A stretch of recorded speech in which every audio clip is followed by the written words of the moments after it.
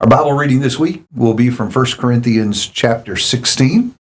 And I think to some folks this is going to ring a little familiar because it's more about money. Well, it starts that way, doesn't it? does. It starts, and that's our connection to the past couple of weeks, but the chapter goes well beyond that, and I think reminds us in one sense that it puts the giving of money into a context of it's just one of many good works, not all of which can be quantified like dollars and cents can be. And in some ways, just putting the money in the plate's the easier of the good works than some of the things that we're reminded in this chapter when we go all the way through it, that do ask us to spend more of ourselves than our money. I think that's such a good point to make. And you can run that both directions because even in the earlier passages we worked in 2 Corinthians, even in the giving of the money, there was underneath that a giving of self. That's right. In true giving, right, and not some sort of obligatory. Some people see giving as sort of a spiritual tax, and if that's where we are, then there is the problem. Right. It's the wrong spirit. Right. But looking beyond what we do with our financial blessings, there is this this greater sense that we give ourselves, which then means we're used for whatever work God needs us to do. And so really, as this letter wraps up in chapter 16, at the end you have this flurry of all kinds of good works going on and that are described for us. Right. Yeah, there's quite a bit mentioned here. I know you and I think, probably each have our favorites in this passage. I in particular like that household of Stephanus there in verse 15. In particular, where he's just described as devoted to the service of the saints.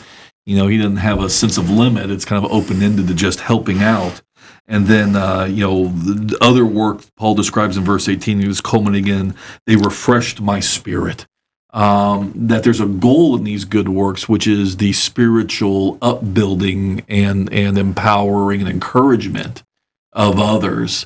That goes, again, way beyond, putting money in the plate's the easy part.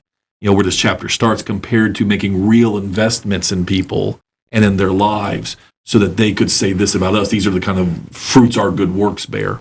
I wonder if this doesn't encourage us to resist the temptation to be caught up in lists. Yeah. Give me a list of stuff I'm supposed to do. Right. And really needs to be more need-oriented. What is needed out there? Right. And where are the areas where I'm capable of meeting needs? I like that reference to the refreshing of the Spirit. Mm-hmm. He talks in verse 16 about everyone who helps in the work and labors.